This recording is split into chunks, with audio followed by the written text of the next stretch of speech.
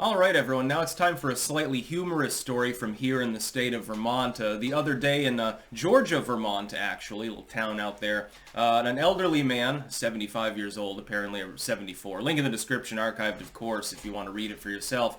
Three trespassers attempted to do a home invasion. And Mr. Fudd, Vermont has an awful lot of them. I'm imagining him wearing his orange duck hunting hat when this happened. Like, he probably put that on first and, oh, lordy, it's go time. He shot one of the intruders with a muzzle loader, and the other two ran off. And apparently, the dude that got shot, I think, is still alive. Was in serious condition. Didn't die. He crawled off and, was then taken in by the cops. Number one. It is a bad idea to try to do a home invasion in a state like Vermont where more than half of the households have firearms, and many of them have multiple firearm wielders. For instance, I have a number of weapons. If somebody breaks into the home, they're going to be facing a 9mm, or worse, potentially. Now, if I had a more effective home invasion, anti-home invasion weapon, I'm not going to be showing it off on camera because it's always good when people don't know exactly what they're going to be up against if they fuck with you. Anyway, I got other weapons too, but, enough about that. That's number one. It's a bad idea to do that in a state like Vermont. If you're in California where people aren't allowed to defend themselves, maybe that's one thing. Or if you're in, New York or New Jersey or something like that, or Connecticut, one of the cuck states. Vermont, despite being left-leaning on the issue of self-defense at large, is not a cuck state. In your home, you have effectively stand your ground doctrine. There's a caveat, though, and that I've learned about. If somebody attacks you in the state of Vermont, just on your property, you're outdoors, you have the duty to try to retreat if it's feasible to do so without putting your life at risk. So if somebody comes at you with a gun, you turn your back, you're probably going to get shot. It'd be acceptable if you fire in self-defense. If they're not clearly armed, or they're simply trespassing and haven't issued, like they're saying, I'm going to kill you or something, you have the duty to move indoors, attempt to prevent their entry, and call the police. If they, for instance, here's an example. It's a crazy leftoid. Larry the leftoid is pounding on the front door hollering how he's going to kill me. He has not yet presented an imminent threat to my life. I can't shoot through the door and blow his head off. Should he knock the door down and enter the premises while screaming that he's going to kill me, then it's acceptable. By the way, disclaimer, this is not legal advice to anyone out there. This is my understanding of Vermont law. Some of it's a little bit ambiguous.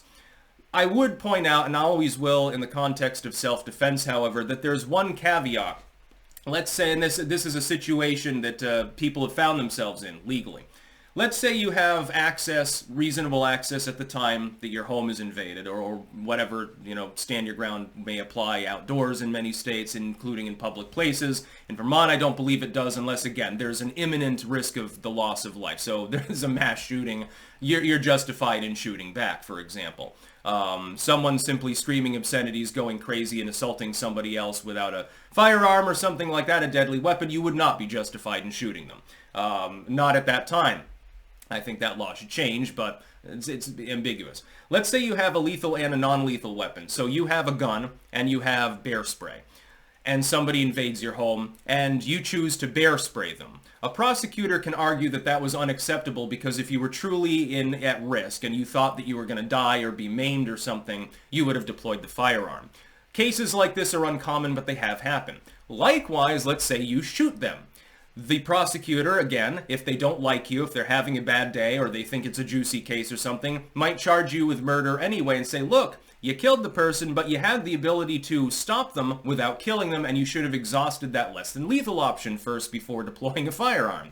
Again, these are very rare that they happen, but they can happen, so keep that in mind in self-defense scenarios. Again, if you got the lethal and the less than lethal at the same time, that could be a legal problem. Of course, I prefer the lethal weapons. I would rather not deploy a weapon at all, again, unless I reasonably believe that I have no other option. This story is funny, though, because I'm just thinking, some people are using, like, the tally-ho meme, just as the founders intended. And, there's a home invasion. It's like, oh, he puts on his powdered wig and then shoots the first dude with a musket. fires the pistol. It's smoothbore, so he misses and it hits the neighbor's dog. Then he opens up with the grape shot cannon at the top of the stairs and then charges the last rapscallion with a bayonet, and he bleeds out because it's a triangular wounds are almost impossible to stitch up or something like that, just as the founders intended. In this case, though, I think it's more of the orange hat-wearing NRA member FUD. You still shouldn't mess with them because they still got guns. It's just probably not going to be an AR-15 or something like that. It's probably going to be an old-school revolver or a good old 12-gauge shotgun or something like that. Yeah, Jim boy, we're going to wrestle ourselves up some ducks today.